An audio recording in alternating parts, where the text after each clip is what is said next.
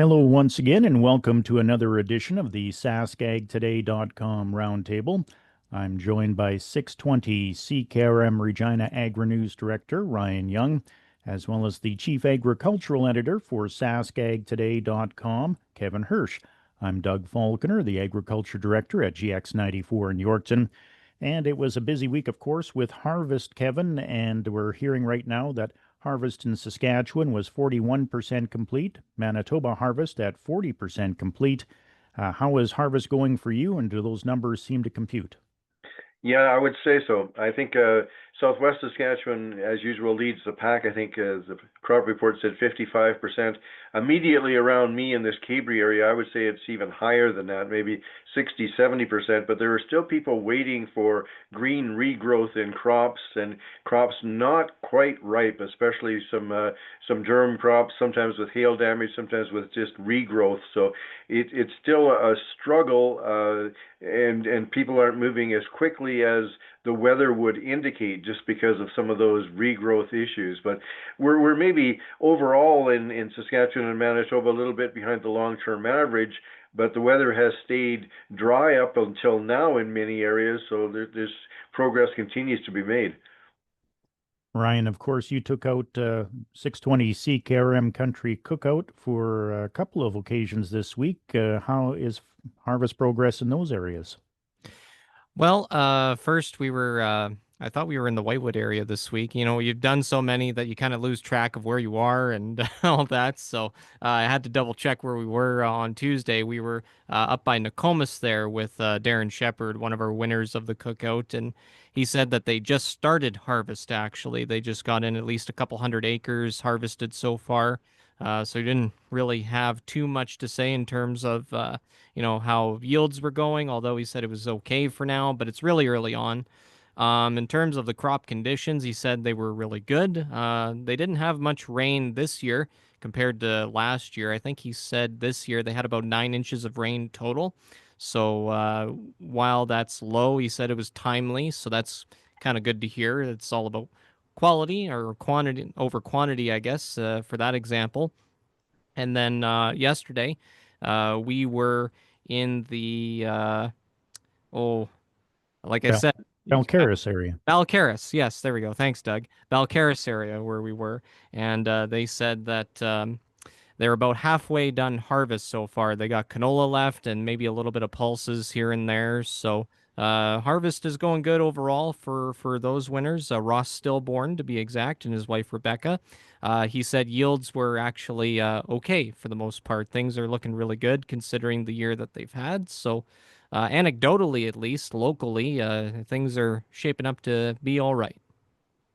Yeah, actually, for GX94 Supper in the Field, we went out Wednesday night to the Aaron and Carla Chernoff farm in the Verigan area. Of course, that's just west of Kamsack, for those that don't know where Verigan is. And they were probably pretty close to being about halfway done. They were just finishing up their wheat that night. And I think he said he had about 2,500 acres of wheat that they were doing. And then they were going to move on to some oats and some feed corn and then canola for last. So they're probably about halfway through. So that's pretty good for this area. Anyway, also we wanted to talk a little bit about the trip to China and to Southeast Asia that Saskatchewan Premier Scott Moe and Cody Blois, the parliamentary secretary of the Prime Minister, went on. This morning, we had a note from Prime Minister Carney's office saying that their talks in China were constructive. Does that tell you a whole lot, Kevin? No, it tells you nothing except I guess it wasn't destructive. So these things are likely to take a long time. It was heartening this week to hear Heath MacDonald, the Agriculture Minister, suggest or hint mildly that Canada's tariffs on Chinese electric vehicles might not be cast in stone and might be a bargaining chip. He didn't say bargaining chip, but he didn't close the door to changes there. And to me, that's the best hope I've heard this week. All right. And of course, August is come and gone. And Ryan, you had a chance to get some numbers from Environment Canada, and they suggested that we had a pretty warm but a pretty wet August. Is that right? Yeah, that's right. Based on the numbers, when it comes to the temperatures, it was overall above historical averages. There was an exception of like maybe a week or two where there was some cooler stretches of weather, but other than that, it was warm overall, especially helping out with harvest heading into the last week of August. So that's kind of a positive note there. In terms of precipitation, that was kind of more the interesting story because they did have some reports of the size of hail that came down in various areas of the province, from as small as golf ball size or hen egg size, all the way up to tennis ball size in some areas. So quite variable when it comes to hailstones. And then for precipitation, of course, there was that. One particular cell weather pattern that went through most of the province, especially up in the northern grain belt, that dumped a whole lot of rain. So areas like Prince Albert and Saskatoon, they had above average precipitation. Even Yorkton, I noticed on the graph, even had above normal precipitation as well. So kind of some interesting numbers there. Kevin, you split your time between Saskatoon and Cabri. Would that be kind of case in point for those communities as well? Warm but wet?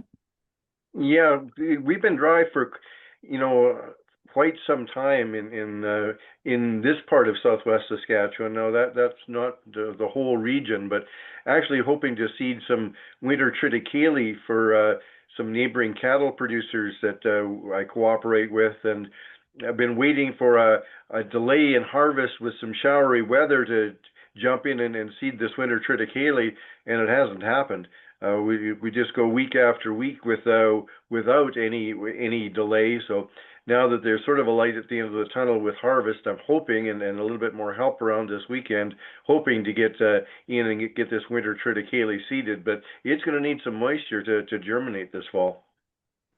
And of course, you briefly touched on it, but the federal Provincial Agriculture Ministers meeting was held in Winnipeg earlier this week. And they did have a wrap up news conference. I believe it was on Tuesday. Did you have a chance to digest what they had to say? Well, I think the news conference was quite interesting, and those comments from Heath MacDonald, the Agriculture Minister, came from that and questions he was asked. As far as their communique, it sounds like they talked about everything under the sun and had really good suggestions and positive movement, but I didn't see anything in that communique that would directly affect me as a producer right now, or anything that I would not have expected them to be working on. Ryan, was that your take as well?